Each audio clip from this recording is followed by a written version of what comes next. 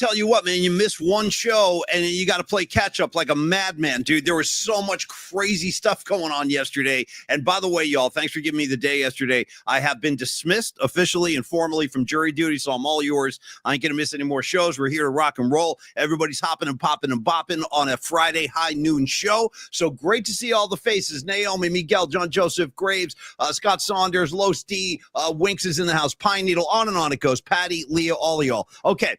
So the pleasantries are what they are. Hello, y'all. Great to see you. Hello, Creative Tony. Great to see you. Hello there, ladies and gentlemen. Hello there. Yeah, come on, dude. I just heard that. I was listening to the PMP playlist 25 yesterday. Hell yeah. Hell yeah. Yeah. And that came on. Are you ready to rock? Dude, and then one of my favorite lines of all time. Would you like to do a number with me? Would you like to do a number with me? And then the screaming, would you like to do a number? Sorry, I'm getting carried away. That's what happened. You get some of that punk rock energy in the air, man, on a Friday. I get all wound up. Hey, go ahead, T. Well, it's freaking Xander at his absolute best, man. Not only can Xander sing his ass off, but he's a good screaming singer.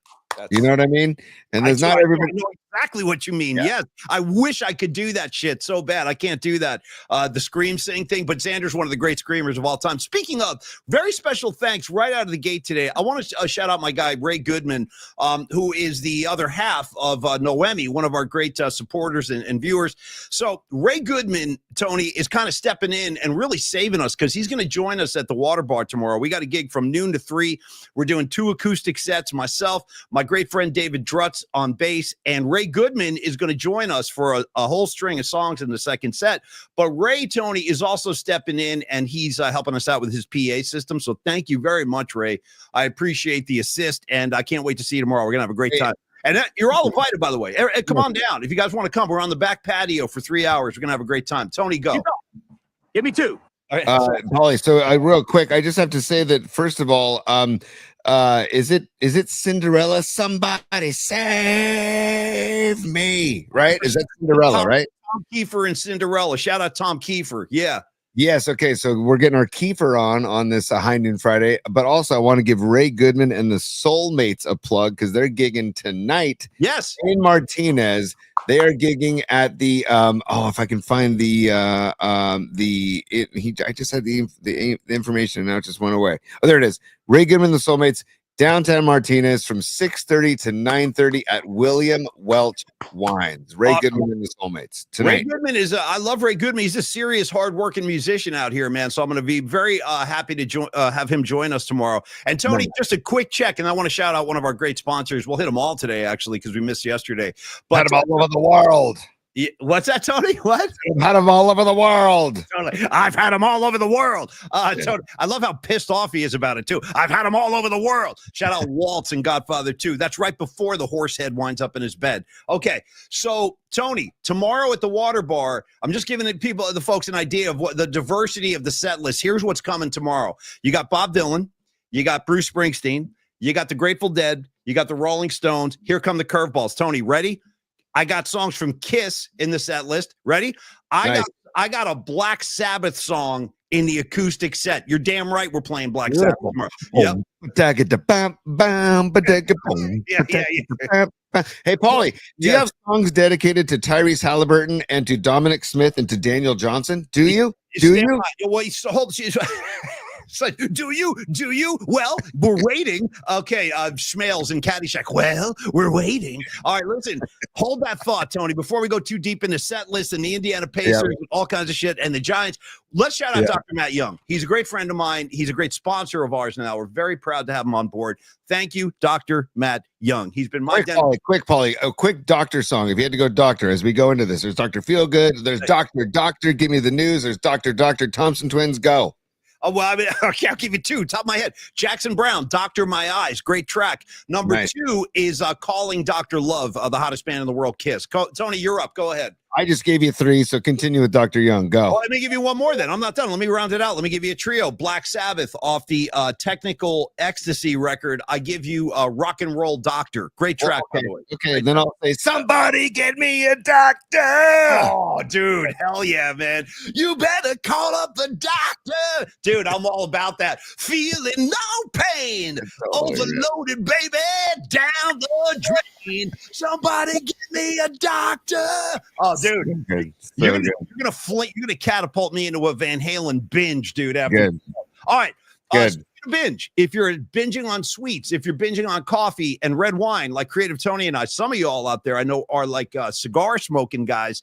These are all reasons you need to go see Dr. Young. He'll scrape that gunk right off your teeth. He did it to me. He can do it for you too. info@youngdentalsf.com. Shoot him an email. Let him know where you are. Perhaps you want to switch to a more friendly, comprehensive dentist like Dr. Matt Young. I encourage you to do that. I back him 1,000,000%. Comprehensive dental care, Tony. Cleanings, fillings, implants, emergency care. They give you office hours on Saturday for busy Little League dads like Tony. That's a big deal. And again, he will put you at ease. He also specializes in implant surgery and implant restoration. So if you got a big job or you just need a checkup, this is the guy you want to go see. Dr. Matt Young, Tony. Absolutely, man. And I need a cleaning. So I'm calling them and I'm going to set up a cleaning and I'm going to specifically do it on a Saturday. So I can that'll catapult me into a wonderful San Francisco Saturday afternoon. So I love that they're open Saturdays, 8 a.m. to 4 p.m. And I also love that they create the vibe for you because, again, going to the dentist, it's not something that people wake up every morning and say, man, I can't wait to go to the dentist today. Right. But with Dr. Young, you'll at least be like, you know what? Actually, my dental experience is going to be a cool one today because I know Dr. Young and his group are going to be there and they're going to take care of my needs. They're going to keep me at ease and they're going to give me some music that I want to hear. They're going to create the vibe. Again, between all of our sponsors, it's the vibe. That is the common denominator, the vibe. The Vibe Tribe with Longbridge, the Vibe Los D sets with his interactions if you deal with Los D, and the vibe that we get from Los every time we interact with him, and then the vibe with Dr. Young and the vibe they set at Young Dental. Thank you, Tony. And Mark Graves, you get special extra credit gold star today, bro. Shouting out Ted Nugent, Just What the Doctor Ordered. That track effing smokes off the, dude, especially the live version on Double Live Gonzo. Mark Graves, you know what I'm talking about. Just What the Doctor Ordered. Great track right there. Yeah. Okay. Creative Tony, we will do Metallica ticket giveaways near the end of the show. We're also going to do our music assignment today. It is a Friday. High noon, y'all. Happy Friday. We've got our music assignment has already been administered on Twitter, but if you're just joining us, you didn't see the post. We're taking songs about the law or songs about policemen today because of my jury duty experience yesterday. I figured if they're going to throw me in a cell, let's celebrate my ass getting jailed by providing I didn't get jailed, by the way. Obviously, I'm here, but it could have happened. Could always happen. Every time I leave the house, I could wind up in handcuffs. Believe me. But we're going to do songs about the cops and about the law later in the show. But first, Tony. Bad boys. What you gonna do? What you gonna do when they come for you? Remember the show Cops, man? I loved the show Cops, man. Here we go. All right. I was just about to talk Indiana Pacer ball, but you freaking hijacked it. Now I got a lot to say. And I'm sorry. Do I remember the show Cops? Let me tell you a couple things about the show Cops. I used to so first of all, I don't know how many of you have the same affliction I do, and I know Creative Tony wrestles with this sometimes. Sometimes I just can't sleep. Okay. And I'm up all night. I'm walking around. I'm watching TV. I'm eating cereal. I'm doing all kinds of weird stuff in the middle of the night when I can't sleep. And I used to always watch the show Cops because it used to always be on like in the middle of the night, like 20 years ago. So I would watch, dude, time out. Hold on. We stopped hold on. Dude, scrolling by, Tony, I was about to unload on a whole Cops riff. I happened to glance at the text line, John Joseph. I was on Cops. What? Of course you were, bro. Of course you were on Cops. I can't wait to hear what was the charge. Maybe I should know. Don't even tell me. I don't know. But dude, of course John Joseph was on Cops. That's phenomenal. So I used to watch Cops, Tony, in the middle of the night when I'd have insomnia because I used to do it to make myself feel better, like an esteem boost. I'd be like, dude, there's a guy in his underwear running down the street holding a TV set, you know what I mean, getting chased at like in Florida, always in Florida. And I was like, dude, at least I'm not that guy. You know what I mean? So I would watch Cops and I would be like, dude, it's my life ain't as bad as I thought because I ain't running down the street with a TV. Not yet anyway. Paulie, I also want to shout out the legend, also known as Tommy Grand, former host of the show Cheaters. And do you remember the show? I do remember Cheaters. Yeah. They would basically, somebody would hire Tommy Grand and then they would follow this person around kind of like a private investigator. and they would get footage, and they'd show the person who hired Tommy Grand, hey, look, this is Paulie Mack. Look, he's up to no good. He's going into this house, he's going into that house. What do you want me to do? And then Tommy Grand will just approach the cheater and say, what are you doing? We got camera rolling like right in his face, with the lights. What are you up to, sir? Excuse me. Yeah. Care to explain yourself? Care to explain why you're not with this lovely woman right here, Paulie Mack? You're carousing in these different apartment buildings. Stop using my name in this. Use somebody else. Use John Joseph. He's already been on the show. Hey, Tony. Also, dude, only since you mentioned. By the way, the vibe is thick today, bro. This is gonna be a good show. I can tell. You mentioned you said the word cheater several times. I gotta come over the top, dude. Like Sam Bam Cunningham of the New England Patriots in the early 70s, diving over the line of scrimmage. Here it comes, Tony. Rat, first album, not even out of the cellar. I'm talking about the Rat EP. Okay, great track on there. Great track on there called Sweet Cheater. Look it up.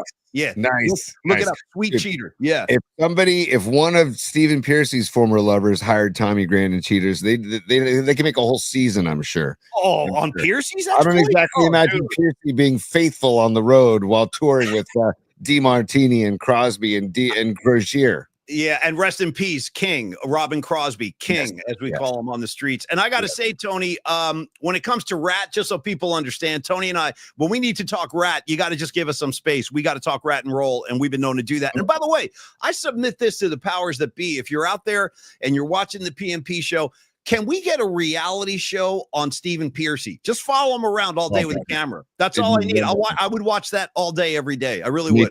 Me too. I kind of want a reality show on the Indiana Pacers, but first of all, Paulie, let's go. Joseph Cicchini, Joey C.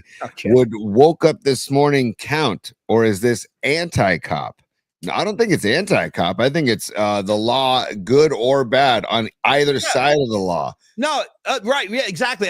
No, that's an important clarification. And Joey C., thank you very much. And no, I want to make sure I say this because we have friends of ours that are cops. And my brother-in-law is a lieutenant. Yeah. Right. Exactly. Tony's got cops in his family. I'm a friend of the cops, SFPD. Shout out Dom the Cop, dude. Dom the Cop is one of our great friends at KMBR. Worked a lot of events with us doing security. So no, dude, I'm totally good with the cops. You know what I always say about the people who say this? This will be like my one political statement of the whole year, because I don't want to do that on this show. But I would say this for everybody who's like, you got to defund the police. Well, check this out. Your house gets broken into, your TV gets stolen, your car gets stolen. Who are you going to call? Defund the police. Like, who are you going to call? Right? Something bad happens, you got to call the police. So don't give me that, dude. I shout out the cops. No, we're not bashing the cops at all. We're just doing like a songs about cops, songs about the law, shit like that. By the way, Paulie, Herb is a plant. Herbs are good for everything. Bob Marley once sang about Sheriff John Brown. Okay, and I shot the sheriff. So we can go either side of the law, right? For what? I don't know. Dude, you know what's crazy? Every time I plant a seed, he says, kill them before they grow. Sorry. No. It's crazy that you're talking John Brown, too, because Bruce Springsteen uses mean Judge John Brown in some of the songs on Nebraska. Judge John Brown. Hey, Stevie B's in the house. Is a super. Landed in Boston at 6 a.m. for a buddy's 40th. Best college buddies reunion. Feeling the Aerosmith tee. Hell yeah, brother. Hell yeah. Nice. That's Boston rock and roll right there. Give me two different jailbreaks. Thin Lizzy and AC/DC. Stevie B. Have a great time in Boston. And if you have a chance, go to you want to go over to East Boston and you want to get your pizza at what's the name of the joint? You know it too. You've been there, Tony. Santarpio's. Yeah.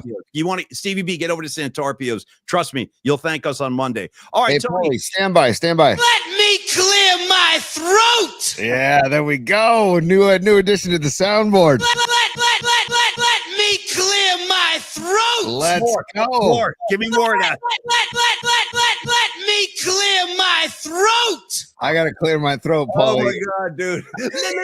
One more time. Preach it from my head. Let me clear my throat. Bravo. I knew today was going to be a good show. I didn't know that was coming, but money, dude. Money. Drop. Yeah. All right, man. Tony. Yes. Hold on. You got your Aerosmith t-shirt on? I do. I got my lefty t-shirt on today for Bryce Eldridge, for Dominic freaking Smith, dude. Dominic Smith, this kid, we got the new additions to the Giants. We got Daniel Johnson. I'd say who the hell's Daniel Johnson? And I'll say Dominic Smith too, dude. These guys come in instant contributors to Giants baseball. Granted, they still only scored 3 runs yesterday, and they still left 7 runners on base. But they got the W. They got the W because of Robbie freaking Ray and his 9 Ks and his NL leading 8th win of the season.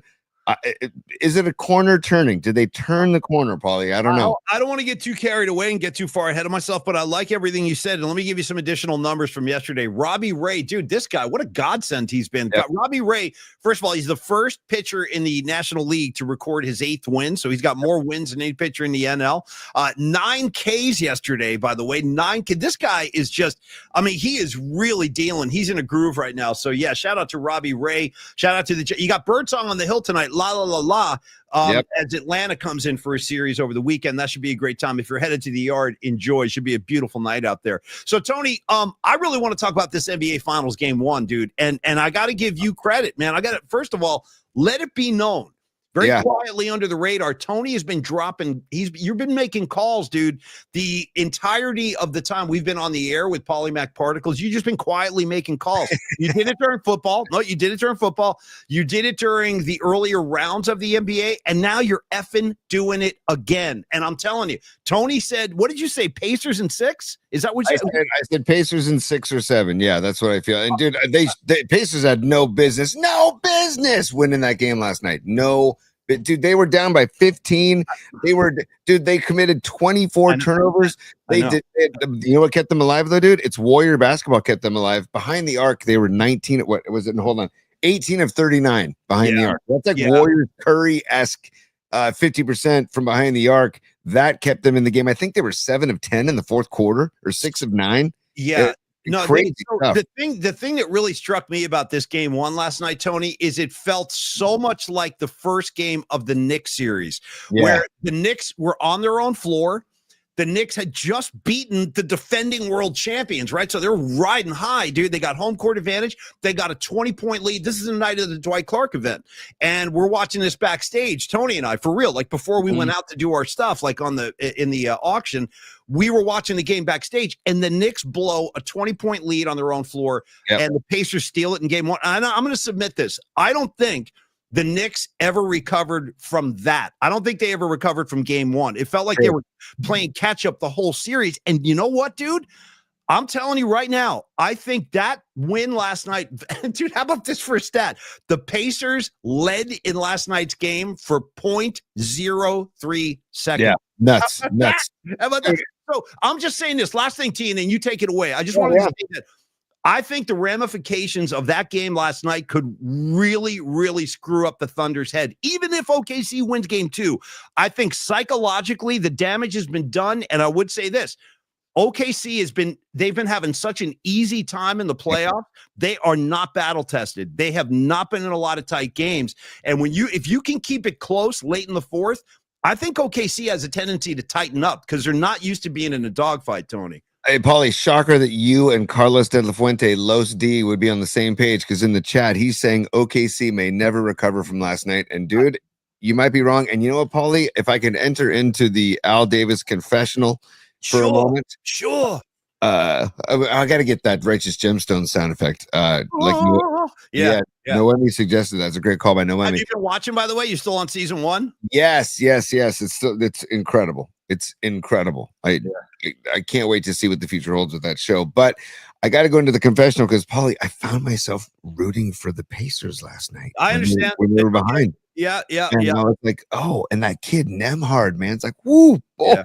Man, he pops up like I swear to God, I feel like Nemhard has watched a ton of Curry video because he steps back. That step back 3 is it's like an identical in form. I'm sure Steph had an influence on that. Absolutely. He had an influence on all those guys. And the coaching staff, I don't know. And by the way, I didn't know I that. like Carlisle too. I like how Yeah. even keel Carlisle is. Even at halftime, he was like, "No, dude, he said this." They were like interviewing him when he walked off the floor at halftime, and he was like, "We're just going to keep chipping away. We're just going to keep chipping away. We're going to do what we do," and it worked out and it paid off. But finish all your takes. I know you got more. T. Go ahead. And then the OKC coach, I'm blanking on his name right now, but he looks like he's a sophomore in high school. He looks like he's, one of the worst haircuts I've ever seen too. He's got the bangs coming down. He looks crazy. That guy. Well, you go bangs or do you go Thibodeau with the strands? I'm back in the strands. Now I'm back in Thibodeau strands, dude. There's something gangster about having 4 strands and actually matting them down with gel. I got to salute it. I'm like, dude, if you're that serious about those 4 strands, more power to you, brother. More power to you. Literally, like, I know we've riffed on this a lot, and I'm sure, maybe he has an awakening and shaves them this summer. But dude, I have to pat them down and like make sure they don't fly up and if you're in the wind, I remember talking to people and they're like, man, I get really nervous when it gets windy because I don't want my comb over to like fly open. It's like, whoa, dude, that's such a crazy thing to think. No. Well, Tony, I got to say this, and I don't mean to keep picking on Anthony Edwards, but that's exactly what I'm going to do right now for a second. Like, I feel like Anthony Edwards was so eager to become to step and fill the void since there's no LeBron, there is no Steph, there's no Kevin Durant, there's no Kyrie, there was no Luka, there was no Joker. All the biggest names in the NBA, like the true superstars, like none of them were part of the landscape in the conference finals. So I felt like Ant Edwards wants to be that guy, like the next guy in the lineage of your LeBrons, your Currys, your Durants, like the superstar Hall of Fame guys. But dude, you got to go earn that. They don't just give it to you because you had a good season. And you know what? Halliburton showed us the way last night. Like, dude, if you really want to be one of those guys, do what Halliburton did last night. Don't take a lap around Staples Center after a round 1 playoff victory, dude. That's Bush League. Halliburton's out here hitting game-winning shots at the buzzer on the road in the final. That's a superstar. In my book, that's what a superstar is. So my hat is off, man. My hat is off. And I've learned my lesson. These Pacers are not to be, you got to take these guys very seriously. This team, they don't give a shit. They don't care. They don't care how good OKC is. They don't. I'll say right now, if OKC doesn't win Sunday, it's over. I'll just say right now, it's over. That's what happened to the Knicks. They lost the first 2 games on their own floor, and you knew it. It was like, they're going to win the series. It ain't happening. It's over, man. Paulie, by the way, talking about the Knicks, I did not know. Did you know that Jalen Brunson's dad was part of the coaching or is part of the coaching staff? I didn't even know that. He's an assistant coach, and his dad also played for the Knicks in the early 90s. I find that odd. I don't know. Do you find that odd at all, or what, that he's part of the coaching staff? Yeah, and I guess it's like kind of the team has been speaking up about how they don't like him on the staff. So I haven't heard that, but yeah, I don't know. That's odd. You don't hear about that often of a player's dad. Like Del Curry didn't say, "Hey, Kerr, give me a spot on the bench." You know what I'm saying? Like. Well, I think Brunson might have been part of the coaching staff before Jalen came. I'm not sure. I'd have to get confirmation by Stevie B on that. I don't know. Stevie B, let us know, man, because it's just a bizarre thing. Anyway, you're right. If he appointed him, that would be a little weird, but I think he was already part of the staff. I don't know. Yeah. It's pretty dysfunctional, though. The fact that they fired Thibodeau, and now, you know what the latest name I heard was? And I guarantee this is not going to happen. I heard Rick Pitino's name come up again. I'm like, why don't they go to Miami or Hawaii and ask Don Nelson if he wants to coach? Why are they trying to dig up all these older? I think Pitino's very happy in the collegiate game. No, and he's doing a great job at St. John's. He resurrected that program. He should stay right where he's a great college coach. Pitino, stay in college. Stay there. Definitely. You can bend all the rules you want in college, right? And not get caught. Oh, did I just say that about Ricky? Well, Tony, if I can riff on top of your riff, I would say coaches that bend the rules in college ball. Tony, I guess you would know all about that. Anyway, sorry, I'm Dice Manning you on a Friday. Tony was legit. I don't know why. I'm just riffing. It's a Friday. I'm riffing. Okay. So you're going to say now that the Pacers are in the driver's seat. Do you expect OKC to rebound and win game 2? I kind of do. I kind of do. Yeah. I do. The other thing too, though, man, as we talked about this in the Minnesota Timberwolves Warriors series, the rebounding is a factor, and Indiana out rebounded OKC 56-39. So that's a big deal too, man. So huge deal. Yeah, if you're hitting threes and you're banging boards, you're probably going to win the game. I still can't believe that Indiana committed 24 turnovers and won the game. I mean, that's OKC didn't get many points off turnovers. They need to get more points off the turnovers, and they need to just kind of come in with some swagger and like get off our floor mentality on Sunday, man. Because if they don't win Sunday, I think it's over, dude. I think we've seen this before, though. This happens a lot. It's not exclusive to OKC, but we've seen teams in the finals have a big lead, and then they just get complacent. I think it's human nature. When you have like a 15, 20-point lead, and by the way, Tony, the freaking Thunder were winning by 15 in the fourth quarter. Right. It's not like this was, I mean, like they had that game in their pocket. And again, that's why I had flashbacks of that Knicks game 1. I'm like, we just saw this play out. The same exact thing with the Pacers. They did it to the Knicks, and now they're doing it to what most people think is the best team in the NBA. And it's funny how quick. And I'm one of these people too. I'm guilty. I gotta confess. But like, I was watching your guy Tony Windhorst earlier today on TV. Your guy Winnie Windhorst, and he was saying like, dude, he's changing like his whole approach now. He really thinks the Pacers are a legitimate threat in this series. So it's gonna be fun. You want a great series? I think you're gonna get it. Yeah. Can I be a total just dick and go out there with something and just crucify me inside the confessional if you need to, Paulie? But I wonder how Windhorst is received amongst the players and coaches when you have a very out of shape man who doesn't take care of himself physically, talking about how poor some people play the game. And I don't know. I feel you loud and clear, brother. He couldn't run. He couldn't do he couldn't sprint from half court to the baseline without keeling over. You know what I mean? I don't think he could do a 2-step layup under the rim. Like, okay, do you know? And I feel you, dude. I feel you loud and clear on this, right? And he's critiquing like world-class athletes and like, yeah. Check this out. Do you know his backstory? Do you know like what they say the reason he's been elevated to such prominent status? Do you know what's up with this guy? No. Is there more than from what I understand, the story of Windhorst is this. Check this out. It's pretty obnoxious. I think he went to the same high school as LeBron James. Okay. Oh. And he's been covering LeBron James since LeBron's high school days. And he is a famous LeBron apologist. Like he defends LeBron like violently. Well, then that's strike 2. Exactly. Oh no, dude, that strikes 1 and 2 against the guy. Yeah. So keep that in mind. Next time you see Windhorst dropping takes about LeBron, he fiercely defends LeBron. Some people think LeBron James had him placed on ESPN so he could always kind of speak this greatness about LeBron James, that whole narrative that he brings out every day. So when you hear people say like, Michael Jordan was 10 times the player that LeBron James could ever hope to be, Windhorst will step in right there and be like, oh, how dare you? LeBron James is the greatest we've ever seen. So anyway, there's a lot to not like about Windhorst. And the last thing about him is he's so smug. He's a smug. That's what I mean. Yeah. He's so smug. If his delivery was different, and I don't know, I just really worked on making relationships with these players instead of just trying to beat them down and build up LeBron.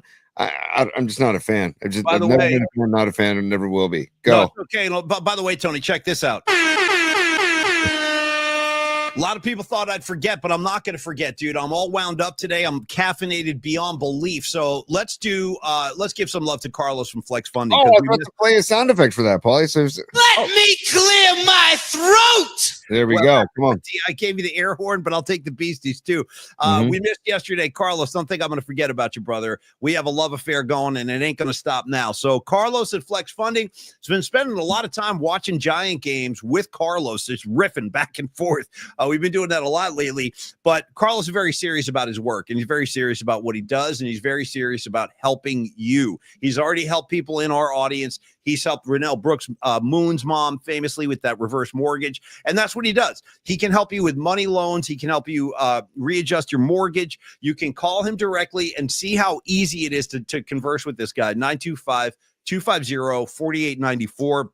again, and I understand when it comes to when it comes to your finances, you're talking about your mortgage, you're talking about money loans, dude. It's serious. It's about as serious as it gets. This is your life. This is your family. But that's one of the reasons I like to speak on Carlos's behalf, because he's a really good dude and he's looking out for your best interest. He's got 26 years experience doing this. Is exactly what I want. No disrespect, but I don't want a college kid like 1 year out, 22 years old, giving me money advice. I want a guy who's been around the block a few times like Carlos, and he has. And by the way, if you're at home and you and your significant other or whatever the situation is, you are talking about looking into a HELOC loan, that's what Carlos specializes in, home equity lines of credit. Tony, he can help you.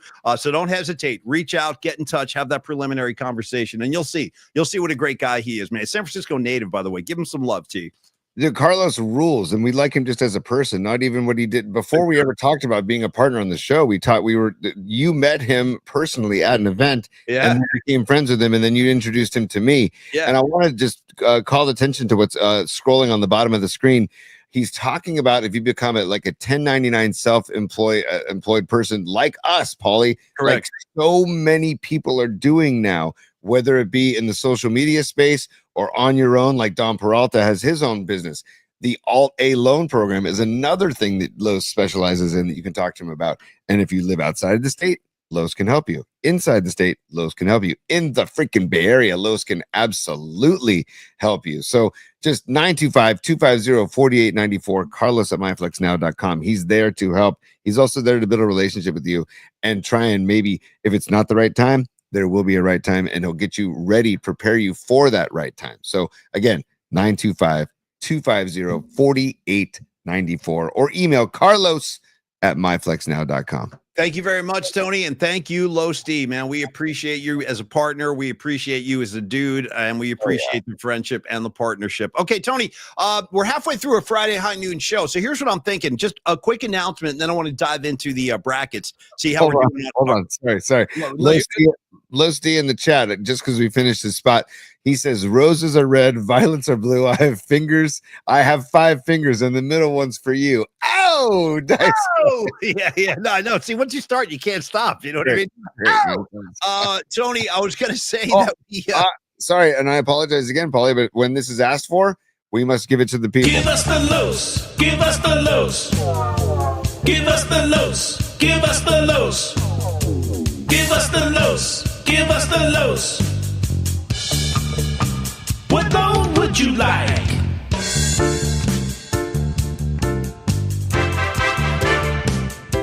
There you go. Good track, man. It's not a bad track at all. It's a great track. I wanted to say this, Tony. I want to dive into the NBA bummer brackets in a sec, but I wanted to make a quick announcement for all of you PMP VIPs. Honest to God, Creative Tony and Don Peralta have been working their tails off trying to figure this out. And we're getting close. We're really close. But we're going to have to wait till next week because it involved, when the show's over today, Tony and I have to jump on another meeting. It's just all the technical stuff we have to do to set this up because it's not the same approach as the normal show. There's a lot of different steps involved. I have to open up a new account. There's all this weird shit going on. But just bear with us, you guys. It's coming. I promise it's coming. By next week, we'll have VIP content for you guys. I promise. And I wanted to make sure we address that, Tony, just so people don't think we've forgotten or we're being negligent. We are going to get there. It's just a lot of hoops to jump through. And Tony and Dom have been doing this like on a daily basis. So we're close. We're close, but not yet. Tony, go ahead. What do you got? Well, don't tell me you've forgotten that, Paulie.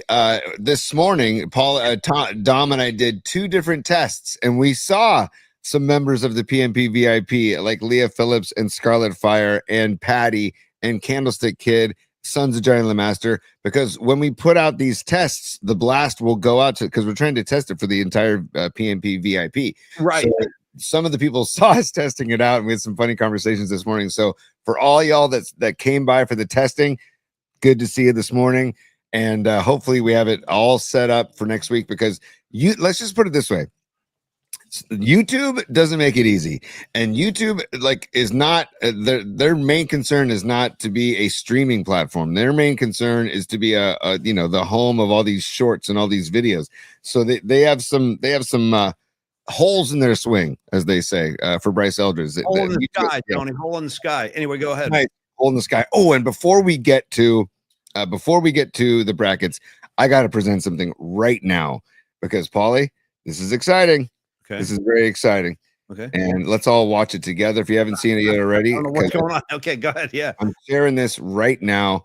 This is Bryce Eldridge last night, Sacramento Rivercats on the road. Righty versus lefty. Here we go. And the pitch. Oh. Line to right field, drifting back. Jesus, nice swing. Ballpark will never hold it. This ballpark will never hold it. Grand salami for Eldridge last night. Let's hear the crack of that bat one more time. Okay, listen to the crack of that bat. Damn, I like everything I'm seeing here. And the pitch. Oh, damn. Right? Damn, dude, like a gunshot. Pitch. Well, listen to me. I think I think my patience is getting accelerated now. I think I want to see this guy in a giant uniform because, first of all, he looks great in the box. He's a freaking lefty with power, and the sound of the crack of the bat should tell you all you need to know. I mean, wait a minute. Escobar the third saying he's 6'9". Is he 6'9"? Well, I don't know. Is he 6'9"? I didn't know that. I mean, he does look massive.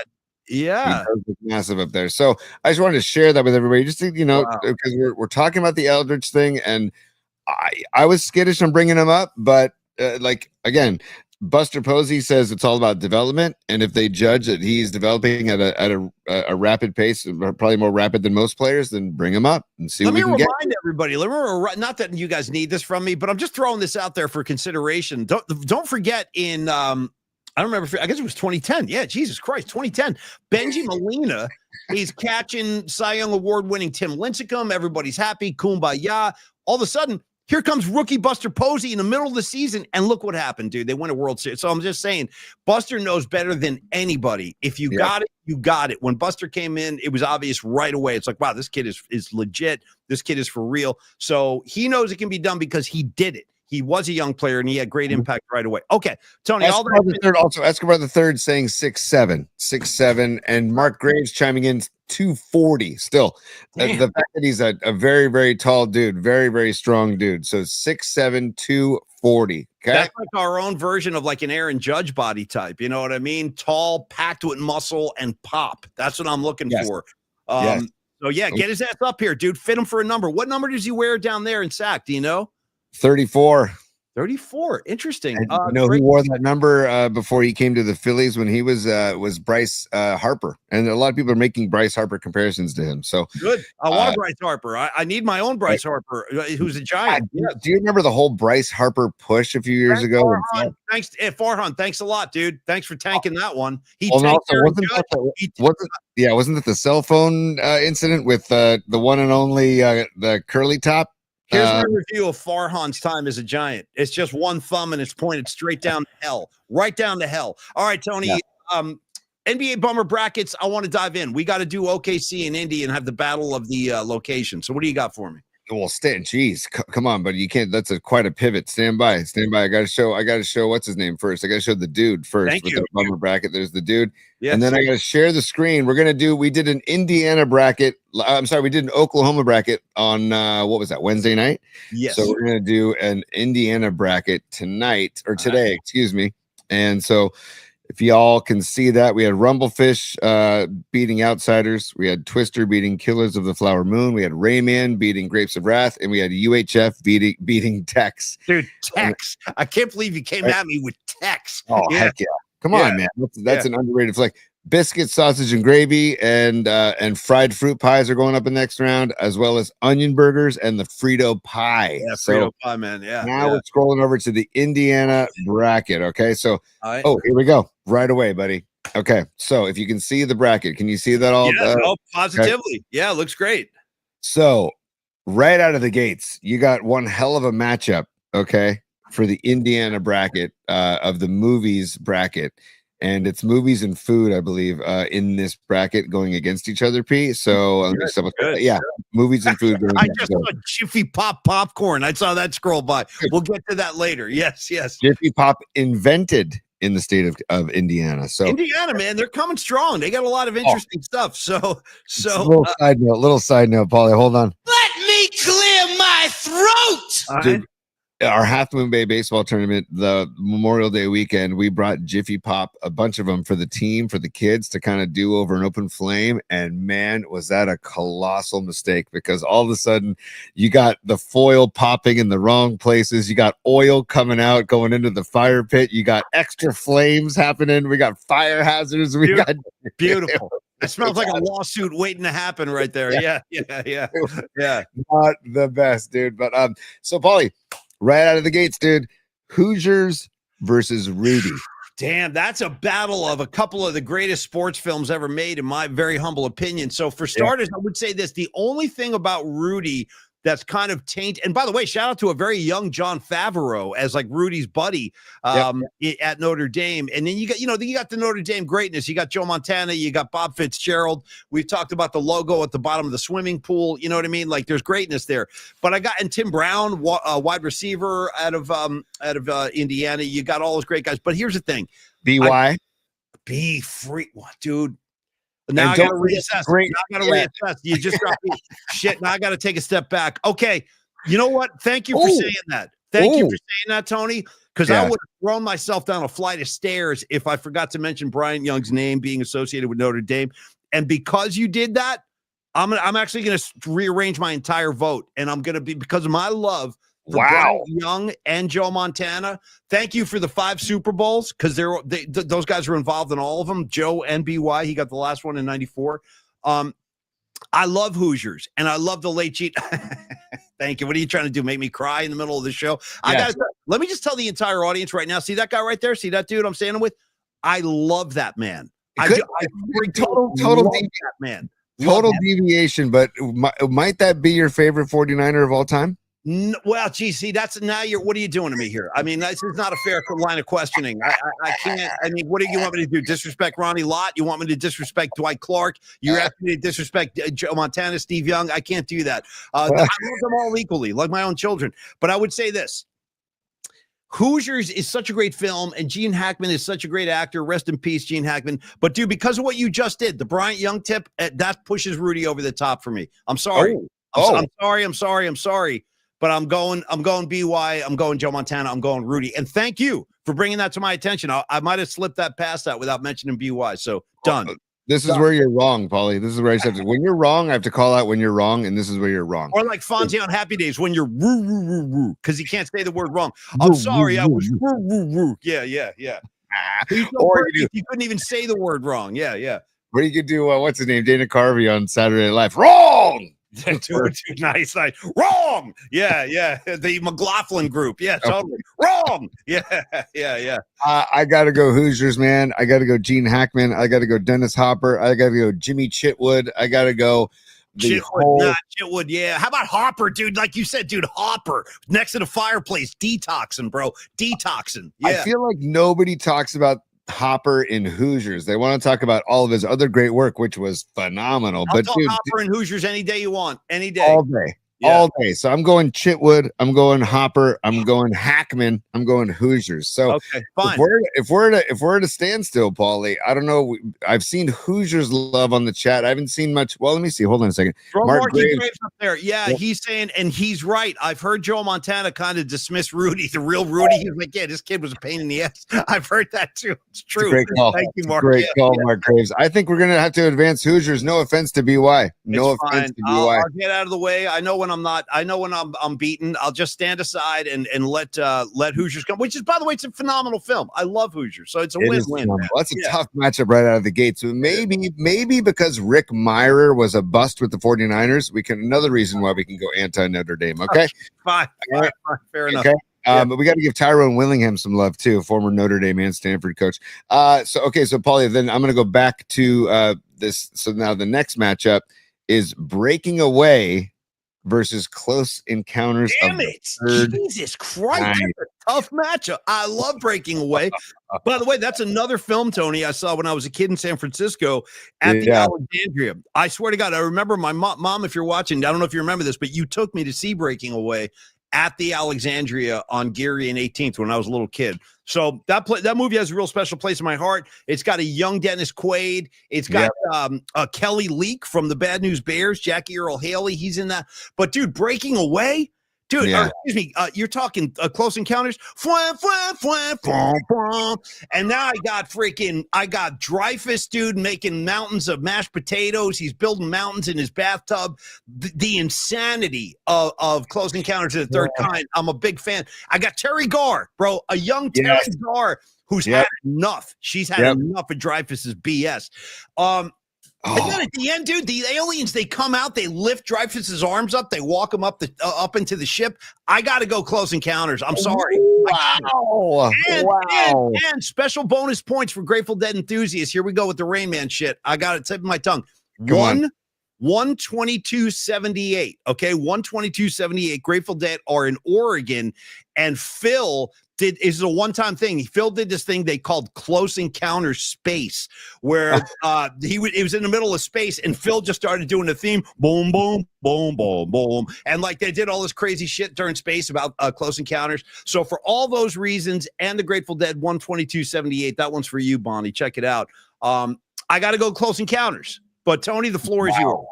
I see. I gotta say too, Close Encounters resonated with me also. I mean, so did Breaking Away, but in a totally different way. Right. And dude, I mean, I know that like Breaking Away is literally a classic, but I feel like Close Encounters like introduced me to sci-fi in a way, and it was just like this. What is this? This is crazy. This is wild. And I was a young kid. I think it came out in like 80 or 81 or 82. 78.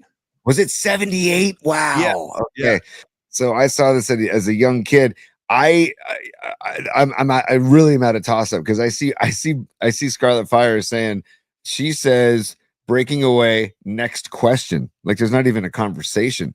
And I feel like I've seen Breaking Away in the chat, but I personally, if I had to choose between the two, I would go Close Encounters as well. So I don't know how you want. So we're both going Close Encounters. Close Encounters wins. And Los D, you posted one of my favorite comments of all time just now. He says, before Star Wars at the Coronet in San Francisco, Close Encounters played there. Check this out, Los. That's where I saw Close Encounters. When I was a kid, I lived one block away. I lived on Euclid Avenue, right off of Arguello. So, dude, for Star Wars and Close Encounters, I literally would walk to the movie theater, and that's exactly where I saw it. So, great pull by Los D. Close Encounters wins that matchup, T.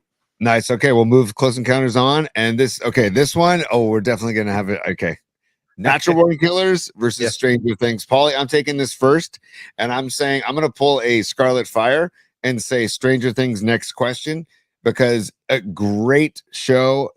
It's set in the 80s. You could just advance this show on the soundtrack and costume and the wardrobe alone. Yeah. But then again, you get the content, and it's in Indiana. I just have to move. For me, I'm all Stranger Things. And by the way, the final season is coming up later this year on Netflix, Stranger Things. So that's for me personally, but go ahead, Paulie. Well, Tony, got a quick question for you, pal. Let me answer me this. Did Rodney Dangerfield ever have a role on Stranger Things? No. Okay, no. stop right there. Please stop right there. Because you know what? He did have a role in Natural Born Kill. And by the way, what a scumbag he plays in Natural Born Kill. Like horrendous human being. He plays in uncomfortable. Like I see him in that. I'm like, damn, makes you not want to like Rodney, because Rodney's such a funny guy all the time, but not in that movie, dude. He's awful. But I gotta say, Natural Born Killers, I've always wanted to say this, and I wonder if there's some truth to this. And is that the Bruce Springsteen song called Nebraska almost to me mirrors the entire movie of Natural Born Killers, because the Bruce song Nebraska is about a guy and a girl who just get a shotgun and go on a killing spree for no reason at all. Particles are pretty thick right now, because you're actually like foreshadowing the musical assignment. Well, we're getting there. We're getting in the song Nebraska. Bruce says like he and his girl, they go for a ride, and he goes, 10 innocent people died, and for no reason. They just start killing people, and that's what Natural Born Killers always reminded me of, like that song. And I'm gonna go with Natural Born Killers, because it was just such a crazy, intense experience. Like it's not the kind of movie you want to watch more than once. It's so disturbing. Right. And then you got Robert Downey Jr. is the media guy trying to interview them. He's out of his mind, probably on a variety of substances in that movie. So I'm going to go Natural Born Killers. That's just me. So Stranger Things, I just love so much. By the way, you got to give a shout out to the character known as just simply 11 in Stranger Things. But I will say, dude, Natural Born Killers was incredible as well. So, Paulie, I want to do something, okay? Yeah. The next comment that comes up in the chat, whether it's Natural Born Killers or Stranger Things, how about we decide that wins the category? What do you think? I'll play your way. And by the way, Scarlet Fire, exactly. There's a meanness in this world, 100%. That's what I'm talking about. Yes. So the last comment I'm seeing is Andrew from Tahoe, and NorCal Refrigeration says 11. I just saw John Joseph stepped in though with He did. He goes killers. We're getting killers. We're getting a lot of killers here, Tony. Okay. NBK, over and over again. NBK, yeah. NBK. Hey, all right. NorCal Refrigeration and HVAC. I saw your 11. I appreciate your vote, buddy, and I love you for your musical contributions, let alone on this show. So we'll get your voice out there next time, buddy. So Natural Born Killers is advancing. Okay. Yeah, thank you. And winks to check all you guys. Yeah, NBK, Tony. NB blank and K. I have a feeling a lot of you people that are voting for NBK haven't seen Stranger Things. That's what I'm guessing. That's what I'm going to guess. Okay. I had to yield for freaking Hoosiers. I had to move Bryant Young aside to accommodate the masses. So listen, we got to all compromise a little bit here. It's part of the particle community. You know what I mean? We've all got to compromise. Yeah.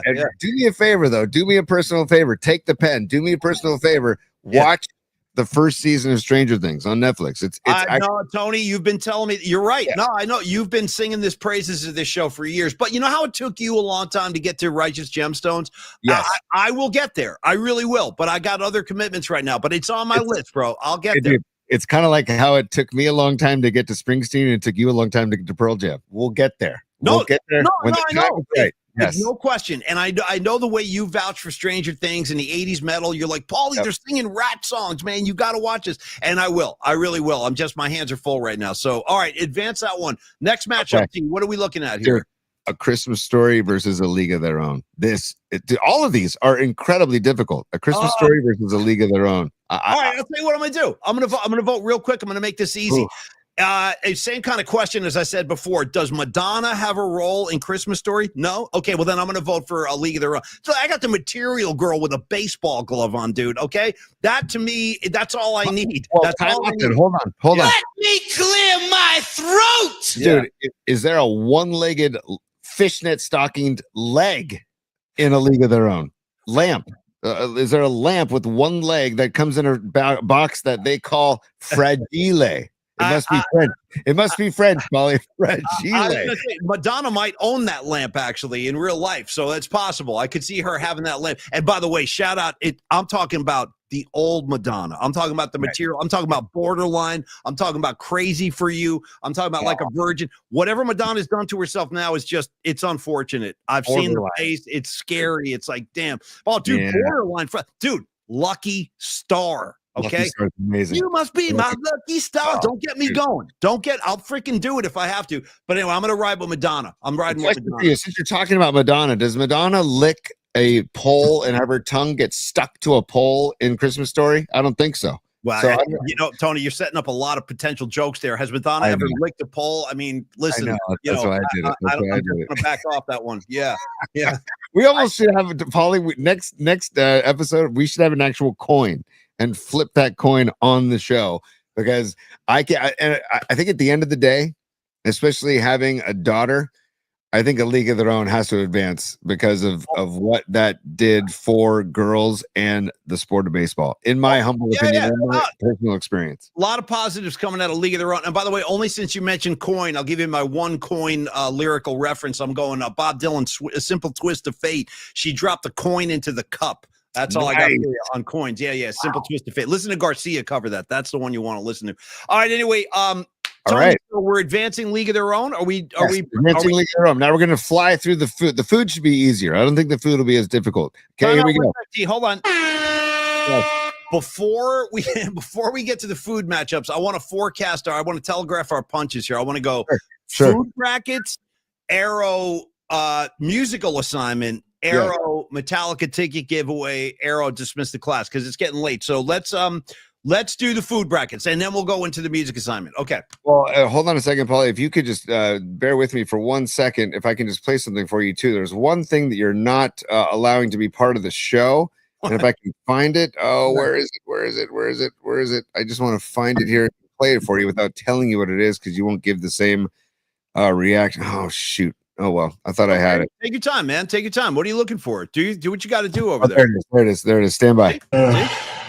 I forgot to mention. You guys. There you go. By the way, that's dude. Can I riff? Check this out. Here's what Aaron Rodgers sounds like making love. Go ahead.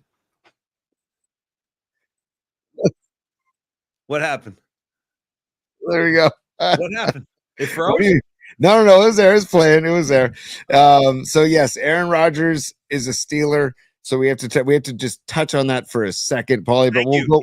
You know what's so funny is I have that on my notes too, and I forgot to mention that today. I just disregarded it. But dude, I cannot believe Mike Tomlin is going to have to coach this asshole. I cannot, because I love Mike Tomlin, and Rodgers is like the farthest thing from a Pittsburgh Steeler that I can imagine. Like the Pittsburgh Steelers are built on tradition and stability. Like, look at their history, dude. They've had 4 head coaches in 50 years. It's insane.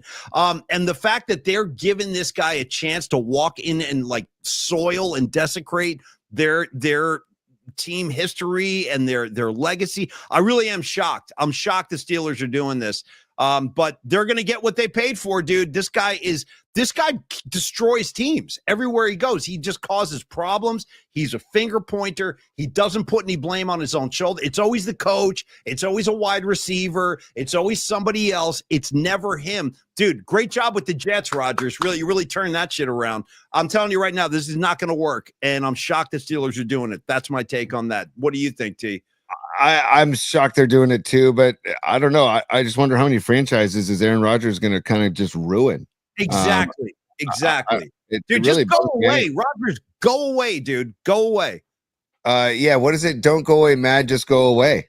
Right? Yeah, crew. That's not a bad track, by the way. Yeah. My friends called today down from LA. Not a bad song. Dude. Now, if Vince Neil was singing it today, would it be my friends called today? LA. Yeah. I said, girl, mad.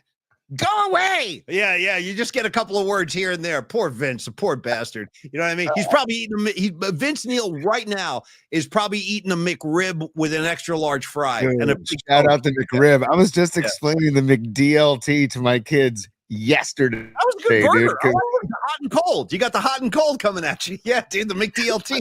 I was a fan. You got the lettuce over there, burgers over here. Remember they had 2 separate compartments? Yeah.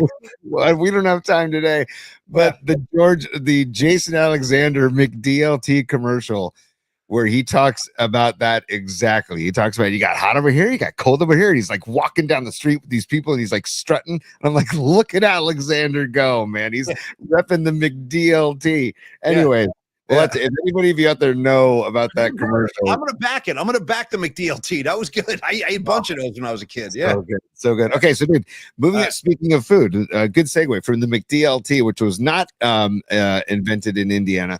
These foods were created in Indiana or are the pride of Indiana when you go to different restaurants. Okay. So the first one is breaded pork tenderloin sandwiches. Yeah. Breaded pork tenderloin sandwiches versus Indiana sweet corn. Paulie, go. I'm going sweet corn on this. I love corn. You know what? Slather it in butter, throw some salt on there. I'll throw some pepper on top of that. And dude, cob it up, bro. Cob it up, dude, like a lawnmower. Eating my corn. I'm going to go Indiana sweet corn. No disrespect to the tenderloin. I actually like pork tenderloin, but I like sweet corn more. That's just me. Okay, and Winks is giving the pork tenderloin some love, but we're going to go Indiana sweet corn. Correct, Paulie? For me, that's just my vote. What do you like, T? I love corn also, man. I love corn. And so we got to go Indiana sweet corn. We got to move on Indiana sweet corn. Okay, cool. It's unanimous. Cool. Now, Southern Indiana fried catfish versus pork and beans, dude. Well, beans.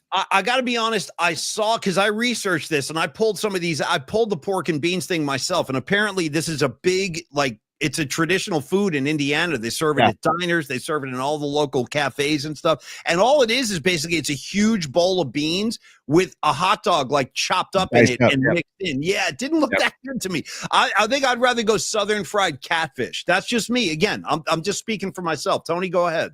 Paulie, I'm with you on the catfish, man. I think catfish is actually like an underrated fish. And by the way, the night that I got fired from KMBR back in 2005, before we had to bring you back, before I had to go have a meeting on your behalf with Lee Hammer and Brian Murphy, we had a closed door meeting. This is Tony did a lot of crazy shit back then, but like, dude, there was like, you were not coming back in that building without some assistance. So Murph and I went into Lee Hammer's office, closed the door. We're like, listen, Tony knows how to do the job. He knows the station. He knows what we're doing. Bring his ass in. Just bring his ass in. But we had to vouch for you. We did. We had to really go. No, dude. Yes, I agree. I remember this specifically. But I finish your thought. Yeah. What was it the night they fired you the first time? What? I was pan frying some Cajun catfish the night that Tony Salvador called me and says, I think we're going to have to part ways, pal. Oh, yeah, poor Tony. I know, Tony on Tony. That's Tony on Tony right there. We're gonna have to part ways, pal. I can hear it. Yeah, pal. It was all about the pal. Yeah. So I got bad memories about catfish, but this makes me think of a better memory of catfish. So I got to advance catfish as well. So although pork and beans, I grew up on pork and beans, the Van de Kamps. I'll see the can forever in my dreams. Van de Kamps, pork and beans, a staple couple in the household. Couple quick things that need to be addressed here, just real quick, and then we're going to move on. One, Jimi Hendrix, Catfish Blues. Well, I wish I was a catfish. You got to shout out Hendrix and the Catfish Blues. And then number two, shout out the Brady Bunch. When Mike Brady gets lost in the freaking Grand Canyon or whatever, they're going pork and beans in the flashlight. If you know, you know. They're eating them right out of the flashlight, and that's how you survive when you're lost in the Grand Canyon. Just had to address those issues. That's all. Paulie, I hear you, dude, but I think I'm going to switch my vote to pork and beans because I was raised on it, and now I'm seeing Los D all about the pork. That's the breaded pork he's talking about. Corinne talking pork and beans. Beat LA talking pork and beans. Advance them. Go ahead. Advance them. I'm totally good with that. Yeah. My memory about catfish. I have not eaten catfish since that day because of that. Got to part ways, pal. And by the way, John Joseph, shame on both of us for forgetting to shout out Catfish Hunter, one of the great arms in Oakland and as a New York Yankee. Catfish Hunter, respect. Yeah. All right, peace. So now we move on to the Hoosier cream pie versus Fort Wayne's famous Coney dog. Okay. Famous the Hoosier cream pie. I feel like this is a slam dunk when you have something named the Hoosier sugar cream pie. I don't feel like I think it's next question in my opinion. Okay, well, that's funny. See, that's where you and I go different ways because I'm going famous Coney dog, and I'll tell you why. The Hoosier sugar cream pie, that's the kind of thing Dr. Matt Young's going to frown upon. He's going to say, you eat too many of those sugar cream pies, your dental bills are going to skyrocket. So I'm going to keep it real. I'm just eating dogs like a gentleman. I'm out here eating Coney dogs like a real American, and I'm trying to take care of my teeth. I'm gonna move that Hoosier sugar pie cream aside. But again, I go dog, you go cream pie. Let's let the commenters have final say here. Escobar the third loves the cream pie. He loves it. Escobar third loves the good cream pie. John Joseph says Coney dog, Robot Centaur, cream pie, and then also, dude, how about this? Pine Needle says Manti Teo loved catfish. Dude, man, Winks is backing me on the Coney dog. And by the way, dude, great SC soccer bowl. Do it for Johnny. You got to do it for Johnny. I forgot to shout that out under the Outsiders and Matt Dillon. We're gonna do it for Johnny, man. We're gonna do it for Johnny. All right. So it looks like dogs. I don't. Wow. Coney dog adventures. NorCal Refrigeration dropping an atomic bomb right now, dude. The Coney Island whitefish. Bravo, dude. Bravo. That's some hardcore shit. And shout out to the Aerosmith song, Coney Island Whitefish Boy. That song's about Joe Perry, by the way. Look it up. Yeah. This is so Coney Island advances, right? It's pretty simple. I think so. Based on the community. Yeah, I think so. And then last matchup in the food category, and then we'll wrap up this bracket. It is persimmon pudding versus Jiffy Pop popcorn. I'm going Jiffy Pop popcorn on the strength of the story you told earlier, dude. I got oil squirting. There's flames. I got kids on fire. There's a sleeve on fire. Bro, that was funny. And I'm going comedy, and I'm going Jiffy Pop just based on the story you told. That's all. How about you? Do you remember like dude, it's like a volcano. The whole thing bubbles up. The hot you can burn everybody in the house. You can burn your house down cooking that shit. It's like a Jiffy Pop. Fun. Yeah. Right? Giant space ball. Fun. Yeah. Chris Russo. Fun. Yeah. Yeah. So, and you have the metal clamps or holder handle, which is like those things can be a heating rod. Also, next thing you know, you're dropping it out of your hand. Yeah, So, hot oil, you're getting third-degree burns on your forearm. Ow, I just burned myself with the oil. Shit, look at that. Yeah, I don't it's think like anybody's very voting for. Yeah, and I don't think anybody's voting for persimmon pudding. And to be quite honest with you, if I see persimmon pudding on a menu, I'm moving on. Okay. Yeah.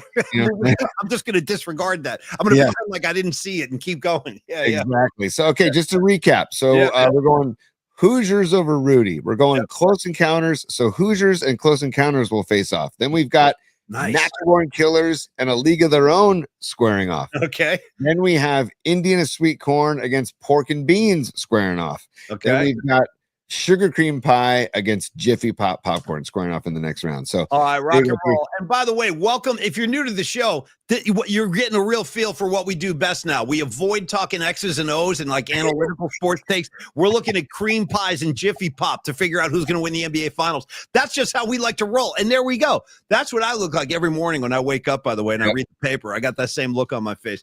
All right. Paul, I just want to remind people, basically, when we began the show just dissecting the Pacers win last night and talking about rebounds and turnovers and turning turnovers into points. And we talked about Robbie Ray's 9Ks and Robbie Ray's 8th win in the National League leading. I'm talking about Bird taking the hill tonight, man. We're doing all we give you. Yeah. Yeah. And by the way, remember we talked about the number 47 the other day? We were trying to think about number 47s, and we talked about Rod Beck. We talked about I couldn't give you 149er with a 47. I couldn't come up with any. That's where I'm coming at you, Paulie. I'm going, Paulie, the new 47 for your San Francisco 49ers. Ain't that Huff enough? Boom, boom, boom. Bryce Huff is wearing 47. He's wearing 47.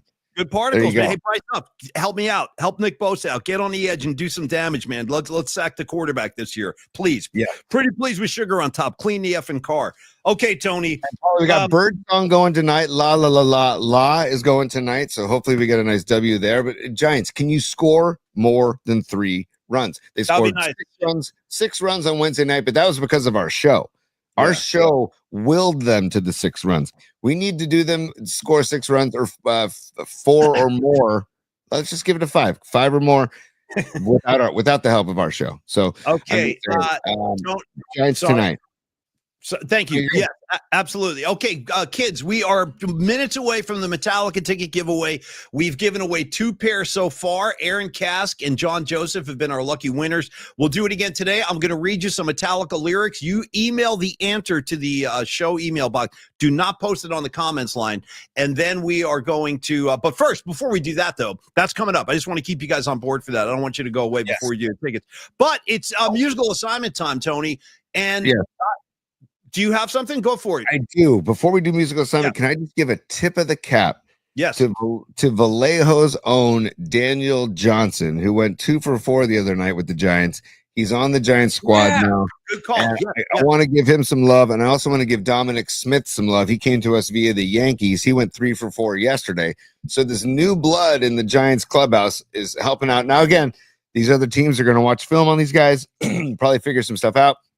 But for the time being, it's a nice addition to the team, and I'm very excited, especially to have a kid from Vallejo, man. I'm very excited. Now that you're talking, sorry, Tony, I didn't mean to step on you, but now that you're talking Vallejo, I got to give some love to other Vallejo greats, starting with one of our great listeners at KMBR, Tony. He's a friend of yours, friend of mine, Big Steve with the Angels. He's a Vallejo guy, monster Giant fan, monster supporter of the show, and a real sweetheart. He really is. I mean, he's got the Angels vest on, so he's not the guy you want to mess with, but he's such a sweetheart. He always comes with the cake on opening day. So shout out Big Steve. And then the other guy we got a shout out from Vallejo is Sly and the Family Stone. Sly Stone is from Vallejo before he moved to San Francisco. So just wanted to shout that out. Creative Tony, musical assignment time. Well, Paulie, come on. We can't forget to mention CC Sabathia and Bill Buckner, also from Vallejo as well. So my quick Bill Buckner story, I got 2 of them. One, I was at Game 6 in the 1986 World Series. As insane as that sounds, kid in my college dorm had an extra ticket. We went down to New York, saw the game. I was there. Number 2, Murph and I were having dinner at Giant Spring Training, I don't know, 6-7 years ago. Don and Charlie's. We were at Don and Charlie's, and we're coming out And dude, Buckner is in the freaking lobby, and Murph and I had just finished our dinner, and I look over, I go, Murph, I think that's Bill Buckner. And Murph goes, and we had a couple in us, so Murph was feeling loose. Murph spins around, and he says this to Bill Buckner. He goes, big fan. And then Buckner like turned and looked at us, and it was so awkward because I think Buckner thought we were breaking his balls, but it was actually kind of a legitimate salute. So we had like this really awkward moment with Bill Buckner where he was just looking at us like he thought we were making fun of him, but I don't think we were, just trying to give him some love. And now I think, Tony, I got to say rest in peace, I think, right? Bill Buckner? Yeah, I think so. I don't know. I got to pretty sure. Check that. Really? Help me out on the comment line. Yeah. May 27th, 2019. Rest in peace. Yeah, I know. Rest in peace. Hey, Paulie, I'm gonna hijack the show for a second because we're all about content, right? Yeah. And we talked about Jason Alexander's McDLT earlier, correct? The commercial you talked about. It came up so easily that I have to show a portion of it if you don't mind. So stand by, Paulie. Go for it. Here we go. If you don't mind, watch this action. This is incredible. Actually, let me make the screen full screen and watch this. Hey, you say you're getting tired of lettuce and tomato hamburgers in this town that don't quite fit? Wow. Did it just once. You'd like your hamburger hot and your lettuce and tomato cool and crisp. Dude, all at look the at same time? Yeah. Well, I say you got it. I'm talking McDonald's new lettuce and tomato hamburger, the McDLT. I'm talking quarter pound of beef on the hot side. And the hot stays hot. Oh my God, dude. You should probably pause that before we get sued by McDonald's or somebody else. But that is incredible. I see him. How about the people dancing in the streets? He's rapping. I got the quarter pounder burger. He's like rapping, dude. I got Costanza rapping. That's bonkers.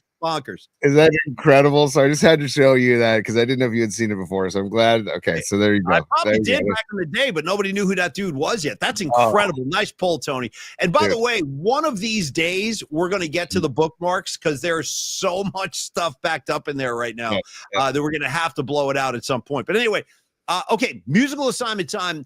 Because of the fact that we had to, dude, nice winks, McStanza, dude, very good. The McStanza, I feel you. And Paulie, because we are our own Shannon Kaler, this is not an interruption of the show. It's for the flow of the show. Peep this, particle heads. PMP's weekly musical assignment begins now, right now. The best part is when he does that right now thing. Right now, doing this whole thing. Kaler for life, dude. Kaler for life. Hey, man. All right, Tony. They had me in the courthouse yesterday, okay? They dragged my ass over to the court. And you're next, by the way. When's your jury duty? June 16th, and Dom Peralta is June 12th. So we got a few of us representing the PMP Army in the courtroom. I might have to do the show with Los D or something if you get locked up in jury duty, but let's hope that doesn't happen. All right, so, dude, me, Los D, Rags, and Winks. We'll have like a four-way. Anyway, I was saying, and I'm not even kidding, we might have to do that. So I was saying yesterday, since I had to go to jury duty, I was sitting there and I was thinking, like, you know, the law. I'm here because of the law. I'm here to uphold. I've broken plenty of laws in my lifetime, probably all of them, if you can imagine at one time or another. And then I was thinking, like, you know, the police, the cops. I've been in my share of police cars. Rags has too, and so is Winks. We used to get driven home by the police in New Jersey. Thank God they never arrested us, but they would break parties up. And next thing you know, I'd be in the back of a police car.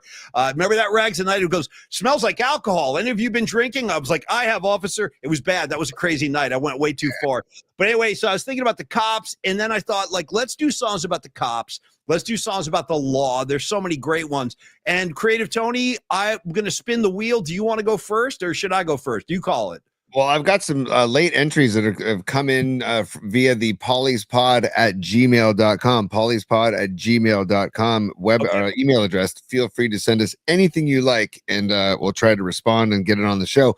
But we got Escobar the Third saying, I Shot the Sheriff, of course, by Bob Marley and the Wailers. Okay. Ruthless by Law, which is SF's own RBL Posse. Speed Law, Amos Def, F the Police, NWA. And Sound of the Police, KRS-One. Those are from Escobar. Okay? Dude, nice. That's the Sound of the Police. Nice, dude. KRS-One for life. And by the way, Escobar the Third just posted, Tony, I've worn the orange. And you know what though? Based on Escobar the Third's body type, his build, I'm sure he did just fine in the big house, bro. No one's gonna mess with you with those friggin' traps of yours, man. What a line! What a line! Well, dude, think about today. Think about today. John Joseph. I've been on Cops. Escobar the Third. I've worn the orange. That's why, dude. We got built-in security. We got muscle. We got it all right here, T. Those are our people, Paulie. I love it. A couple more that came in on the email. Of course, John Joseph says Judas Priest breaking the law. Yep. Anthrax. I am the law. Great track. I am the law. That's a great track. Yes. Those are from John Joseph. Bonnie Jacobson, also known as Scarlet Fire. She comes in and says the title track from the album Nebraska. So when you brought that up earlier today, that's why I wanted to bring it up again. That's from Scarlet Fire. And she also said she must include something Grateful Dead related, despite the excellent and plentiful lyrical options. Busted Down on Bourbon Street, etc. I will submit I Fought the Law as covered by the Dead, mainly as an encore in the late 90s. No doubt Paulie can tell you more specific dates. I bet you can't be, right? Let me see. I'll give you one right now. Let's go 9.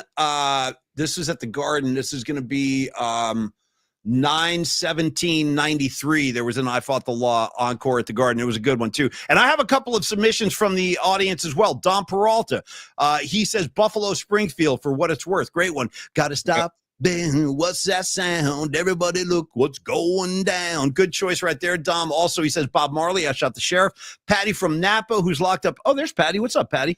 Hold on, what? I got arrested at SFO because a car took my door off? Okay, wait. I don't have time for that, Patty. I never would have guessed. All right, Patty from Napa goes, the Eagles on the Border and Judas Priest breaking the law. Noemi checked in with the Clash, I Fought the Law, and Judas Priest breaking the law. A lot of Judas Priest breaking the laws coming in today. Yep. Tony, so and Paulie, I got a couple more as well just before we move on. I've got our very own Ray from Ray and the Soulmates, who's gigging tonight, by the way, in Martinez. If you happen to be in downtown Martinez, at the William Welch Wines, 6:30 to 9:30 downtown Martinez tonight. Have a great set, Ray. Nice. Ray and the Soulmates, but also he says Jailbreak by Thin Lizzy. That's good one. Real good one. And then there's going to be a jailbreak. Great riff. Yeah. I need more Lizzy in my life. You do. Yeah. That's, by the way, that's your dream right there, because first of all, you got a black Irishman playing bass and singing lead vocals, dude. Like, you talk about, like, that's rock and roll right there to me. And Thin Lizzy, so many great songs. I got into them later in life, but dude, so many great songs in there. You can do anything you want to do. Check that one out too. Great message in that one. Yeah. Holly, all the way from Tokyo, Japan. Doug in Tokyo checked in, and he wanted to say it's an embarrassment of riches this week, as The Police is one of his favorite bands, and The Law was also briefly a band. His favorite song about a lawman, though, is Knocking on Heaven's Door. He says he loves all the versions, the original, Clapton's, and GNR's. So choose our favorite of those three for us to choose. So I would choose. I love Guns N' Roses version. I really do. But I love all the versions too. But I really like GNR's version. I'm going to say this right now for Winks. This is for Winks and me and any Deadhead. And Tony, if you love Knocking on Heaven's Door, the greatest version I've ever heard anybody ever perform of that is the Grateful Dead. Winks, you gave me the tape first. We used to talk about this all the time. Grateful Dead encored this beautiful Knocking on Heaven's Door 9/18/87. Trust me. Winks, you with me? 9/18. See, right there. MSG. That was the tape. You sent me that tape. It's got the Morning Dew, the freaking La Bamba. It's amazing. But that knocking is the best knocking you're ever going to hear. Me and Winks on that one. Okay. Dude, Paulie, I saw at the Sphere, I saw Dead Company do Knocking on Heaven's Door. It was fantastic. It was fantastic. Yeah. With O'Teal with the backing vocals on that track. Don't sleep on O'Teal's vocal prowess. Yep. Okay, Tony, now it's time for the host to get into it. You go first. I go first. I don't care. What do you want? I'll go first. Go first. So, Paulie, first of all, I'm going to say, just because we love this man, we love his track Stepping Razor. We love John Joseph's Stepping Razor, Peter Tosh, but we can't go anywhere without recognizing the track Legalize It by Peter Tosh, which is one of the reggae anthems. And it should all be, it's one of my anthems. I love Legalize It. I really do. And dude, one of the lyrics at the end of Legalize It, he's going through all the reasons why it's a good thing to have. This is an actual lyric Tosh drops near the end of the song. He goes, Birds eat it. Dude, Yeah. birds Yep. eat it. As soon as I heard that lyric, I'm like, bro, I'm in. I'm in with Tosh. Birds eat it, Tony. Legalize it. I feel like Tosh doesn't get nearly enough credit and enough love and recognition for his role in the entire reggae movement. The love Tosh forever, and I love the sound of his baritone voice, man. Just gorgeous, gorgeous voice. So you got to do that. And then you brought this up earlier, and it's just another sign of the particles. I'll start with the back of the album first, because I mean, why not? Oh, nice, dude. Is that Cellar? Hell yeah. Hell yeah. Look at that. I mean, come on, dude. Yeah. I mean, really? No, what was that? Blotzer? Sure. Bobby Blotzer, double B, man, holding it down all day. I'll go Rex. That's one of the I love He's laying down. He's laying down, dude. Sure he is. Why wouldn't it be? He's a lover. He's a lover. And then there's the cover. Tony Katane right there doing her thing. Yep. And the first track, This Is Rat, basically got their whole musical career started with this track after the EP came out, and it's a track called Wanted Man. You're on fire, bro. That's a great 1-2 punch out of Creative Tony today. Cause I'm a wanted man. Bam, bam. Yes, I am. Tony, phenomenal choices. Let me just add to this for your head. I don't even know if you know this, because I don't think we've rapped about this. You were talking about Peter Tosh, and I'll put these on the playlist in a couple of minutes. I'll take care of Spotify. Creative Tony's also building the exact same playlist on Apple Music. So wherever you want to go, you're going to get it. Tony, did you know, or have you ever heard? I don't think we've rapped about this. Blue Oyster Cult does a cover of Step and Razor. Have you ever heard it? No. Yeah. What? Check it out. Check it out. Pull it off Apple Music later. Yeah. BOC covers Step and Razor. It's pretty cool. So they represent it well, I hope. Yeah. Yeah. Oh, it's for sure. Yeah. It's a good version. It's interesting. Wow. That's incredible. I love and that. Wanted Man, dude. I mean, bravo. You couldn't have done any better today, Creative Tony. Phenomenal work. All right. Here we go. Thank you. I'm going to demonstrate how the particles were flying around in my corner of the universe today. So you shouted out John Brown earlier in the show. Dude, I'm going to, this is the first Bruce Springsteen record I ever bought. It's Nebraska. Wow. Probably the darkest, most depressing, violent, crazy record. It's just him and an acoustic guitar. He was losing his mind when he made the record. Literally was going off the deep end. So every track on here is pretty much about breaking the law, getting arrested, going to the electric chair. There's all kinds of depressing shit going on here. But I got to say, the track I'm going to go with is Johnny 99. It's about a guy who gets a 99-year prison sentence for robbing a bank. And basically the lyric that I like is when he goes, Johnny's waving his gun around, threatening to blow his top, when an off-duty cop snuck up on him from behind, snapped the cuffs on Johnny 99. So I'm going Johnny 99, who gets the electric chair at the end of the song. The cop snuck up on him from behind and slapped the cuffs on him. So I'm going Johnny 99 from Bruce. And then number 2, I've been telling you guys this, and I can't stop. Dude, can't stop, won't stop. I am in the biggest Led Zeppelin groove, maybe of my entire life. I literally cannot stop. It's Zeppelin all the time over here right now. So, Tony, the track of Zeppelin 4, okay, and if you don't have Zeppelin 4, do yourself, run to the record store and get a copy right now. In fact, Rags, I bought this record when I moved to Jersey in 7th grade. I bought it in Denville, and it's one of the great rock albums ever made. Tony, the track, Misty Mountain Hop. Let me set the stage. Great. And I remember listening to this song when I was a kid. Like, I would listen to this with Rags, and we would be like, dude, because he goes, I'm walking through the park just the other day, baby. Crowds of people sitting in the grass with flowers in their heads. I'm like, Rags, that's what the real hippies used to do, man. They would sit in the grass with flowers. So we would like kind of mythologize this stuff. But then here comes the bust. Here comes the bust. Let me give you the lyric. Okay, he goes, just then a policeman stepped up to me and asked us, please, hey, would we care to all get in line, baby, get in line. So I'm going, the policeman stepped up to me and get in line. So anyway, Misty Mountain Hop, where they get busted, the cops come and bust the hippie scene, and Johnny 99. Those are my tracks, Tony. Dude, I love that track for more reasons than one. And I got to give love to 2 females that I've seen sing that song. I've only seen one of them sing that song, but 2 of them that do it incredibly. One of them, Jennifer Hartswick, who is part of Trey Anastasio Band's horn section. whenever they cover Zeppelin, she will sing the vocals, and she's done Black Dog. She's Misty Mountain Hop. She just crushes. She's amazing. She's freaking amazing. One of the greatest thrills of my life was I got to play. I sang Dead Flowers with her and Jackie Green at last year at that Jake Peavy event, dude. That was like, is honestly one of the greatest thrills of my life. Jennifer Hartswick sang backups when I was singing. I was like, this is crazy, dude. She's incredible, man. Incredible. She's not just a great vocalist, but a great horn player too. And also, I got to give love to Linda Perry from Four Non Blondes, because they did. Do you remember? I think it was Encomium, the name of the. It was all covers. Tribute. Yes.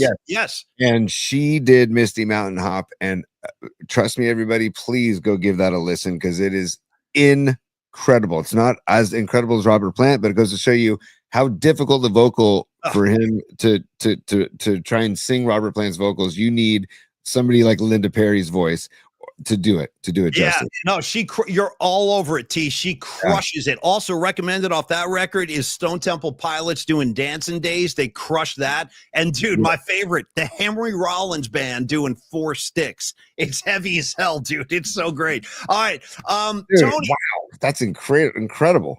Yeah, Rollins doing Four Sticks. Check that out. He's just screaming his balls off. It's fantastic. Dude, you're not. You may or may not like this, but dude, I got to give a hat tip to Hootie and the freaking Blowfish, because on that Encomium record, they did "Hey Hey, What Can I Do?" and they actually do a great job. I don't disagree. That's good. Yeah. No, I like it too. Yeah. Hey, hey, what can I say? Totally. Let me tell you about the girl I love, dude. I got a girl stays drunk all the time. You know what I'm saying? Yep. Yeah. Okay, that's a lyric. She stays drunk all the time. Well, she fools around all the time too. What are you gonna do? She won't be true. God damn it, she won't be true. I got a girl and she won't be true.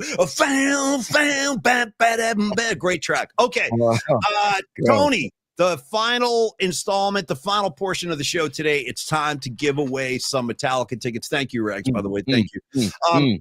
Okay, please do not put the answer on the screen, because we're going to disqualify you if you do that. I want you to email the answer to the show email address. Okay. Tony, if you're ready, I've got the lyrics right here. And I'm ready. All right, here they go. Here's today's Metallica lyrics. This is for 2 tickets for the Metallica show, June 22nd, Levi Stadium. I will see you there. Tony will be there too. We got all kind of VIPs coming out for this. It's going to be a great time. And please include your name, your address, your phone number, and your email address, because I'm going to hand off these names to the Metallica office, and they will have your tickets at will call, but they need that info. So name, email, and phone number and address. That's all we need. Okay, here we go, Tony. I'm going to give you the Metallica poetry of the day. Make his fight on the hill in the early day, shouting gun on the run through the endless gray. On they fight for their right. Yes, but who's to say? Boom. I'm stopping right there. If you're a Metallica fan, you know the song. Give me the answer. The tickets are going to be yours. Send in your email responses right now. Yes. And just to reiterate, pollyspod@gmail.com. That is the email address. Send your guesses on the lyrics to pollyspod@gmail.com. Also, send us anything you'd like to that email address. And, we'll try and get it on the show when we do mailbag segments, or when we just have a lot more fun and frivolity. Go. I look right down at the screen. I see I just see Escobar the Third. Sent. Yeah. Robot Centaur. Sent. Okay. I love it. All right, guys. Hey, final word about Longbridge Pizza. Yes. I'm going to take again or control the show, and I'm going to start the show with some pizza porn. Okay. I'm going to start, start the Longbridge spot with some pizza porn, just to start that way. Do it, man. Instead of ending it that way. And here we go, buddy. This is a custom meatball and Mama's Little Peppers pizza. Here we go. There we go. So look at that. Oh my God. Oh my God. Damn it. That looks good. Oh my God. Oh man, dude. I'm kind of glad you showed me this. There's the bubble. You see the bubble? Look at the bubble right there. See the bubbles in the dough? Look at that bubble right there. Look at that bubble. Oh, I love the bubbles. Love the burnt bubbles. My final call of the day, and this is only for ultra hardcore like 70s heads, dude. Ready for that? I think Winks will probably be with me on this one. All right, you ready? Shout out, since you're talking bubbles, shout out John Travolta, Boy in the Plastic Bubble. I'm just going to leave it there. If you know what I'm talking about, you know. Boy in the dude, he was running around on the beach in his bubble. I don't know. That's how we did it in the 70s. Yeah. And since like George Costanza, aka or Jason Alexander, aka George Costanza, was in the theme earlier, we got to talk about the Bubble Boy. The Bubble Boy episode of Seinfeld, man. Dude, how about the Bubble Boy just giving George Costanza a ration of shit immediately? Hey, what are you doing over there? Just like yelling at him and shit. He's like the angry boy in the bubble. All right, dude, made for TV movie. Steven, me and you, dude. Me and you, 100% made for TV. He like had a girlfriend. They were like walking on the beach, but he was in his bubble. It was crazy. All right. Yeah. Tony, Longbridge Pizza, thank you for the bubble porn and the pizza porn. It looks amazing. And by the way, stop on by Longbridge tonight before the Giant game. Stop on Longbridge tomorrow after the Paulie Mac gig at the Water Bar. Tony, 2347 3rd Street, Laid Back Vibe Series Pizza. Tony just showed you their work. Neil's not messing around. Like, I'm not messing around when it comes to Grateful Dead. Neil Donardi's not messing around when it comes to pizza. And they are flipping great pizzas down there with the sourdough crust. I love the Paulie Mac pie, my namesake pizza, but I also love the Nico pie. That's a pizza he named after his son, and it's really good. You've heard me talk about the chicken parm sandwich quite a bit because it's freaking awesome. It's the best I've had since I've been on the East Coast. And also, my final plug would be for the private parties in the back. If you have a group, you just go ahead and bring the group in there, man. They can accommodate you, but call first. Make sure that you can reserve that. And they got the flat screen TVs, great beers on tap. Tony will attest to that. And don't delay. Get down to Longbridge. Trust me, you're going to thank me. It's great pizza. I would not steer you wrong on pizza. Dude, shout out just the Dog Patch neighborhood alone. And then also Standard Deviant Brewing is going in blocks away from Longbridge. So I'm sure that they're going to partner up and do some stuff. But also, yeah, Neil has great beers on tap. All local beers, Russian River, Original Pattern, Cellar Maker, Bear Bottle. They're all there on tap at Longbridge PC. Having great beer with a phenomenal pizza or sandwich and salad, by the way. Don't sleep on the Caesar salad too. My kids love their Caesar salad.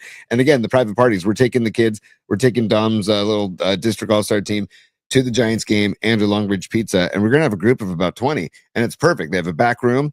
And by the way, our show is live in the back room of Longbridge today as we speak. Every Friday, the High Noon show is live in the back room. Yeah. Good to see you guys. All right. And so if you want to take a group there, they can handle it. Just, I would say, give them a call and work it out, and they can handle it. And then also you can buy the dough too if you want to make pizza on your own at home. So there's lots of things where Longbridge can take care of you. And Paulie, one last time for another shout out of some pizza porn. This is the Meat Locker. There's the Meat Locker pie. Here we go. Let me go full screen on this bad boy. Stand by, because this is the Meat Locker pie. And this is see, see the sizzling cheese. Look at that. Yeah, see? Yep. Look, I got pepperoni, I got sausage. It's all going on, dude. Look at the cheese. Sure. Yep. This is making me very, very hungry. I'm not gonna lie. This is a very, very effective technique because this is making my mouth water right now. Guys, thank you for another great week. Thank you for supporting the show. Best of luck with the Metallica tickets. We'll draw the winner this weekend and announce that on Monday. Next week, David Lombardi, 49er beat reporter. He's going to join us. We're going to do a big Niner breakdown because it's getting close. We're getting closer and closer to August. Time to start talking some Niner ball. Also, Tony, we will do another Metallica ticket giveaway. The generosity ain't over yet. We got more. So we'll do that again next week. And everybody just have a great weekend. Go Giants. Dare I say go Pacers? The way things are looking right now, go Pacers. I just want more basketball. That's all, because last night was such a shocker. So everybody be good. Have a great weekend. Creative Tony, thanks for all you do. Dom Peralta, thanks for all you do. Corinne, have a great weekend. Pine Needle, Miguel, Dom, SC Soccer Ball, Rags, who else am I forgetting? Escobar the third. You guys know who you are. That's all I can see in front of me right now. The Nutter, thank you, brother. Have a great weekend. Creative Tony, onward and upward. Peace. Enjoy the weekend. Enjoy the sunshine, and we'll see you Monday at 11. Final thoughts. Go ahead, T. Yeah, final thoughts. Just massive gratitude for everybody here that checks out the show. It turns out, remember we had Hacksaw Montana checking in on Wednesday night. Turns out that's he is a buddy of mine who had put his moniker on it. He goes, man, I had so much fun. Now he's going to stay on as Hacksaw Montana. Beautiful. So everybody, thank you for all of your contributions. And again, we couldn't do this without you. And the amount of content that you all add to the show, it's incredible.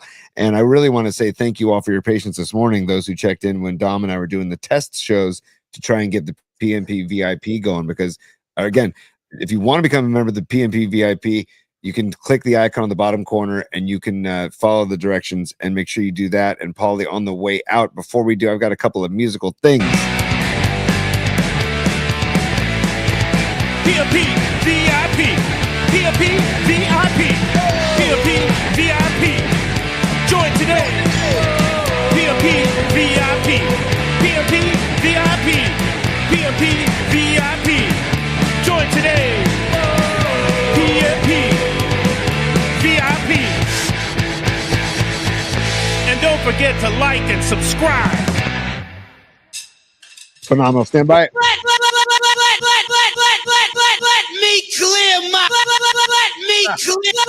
me clear my throat.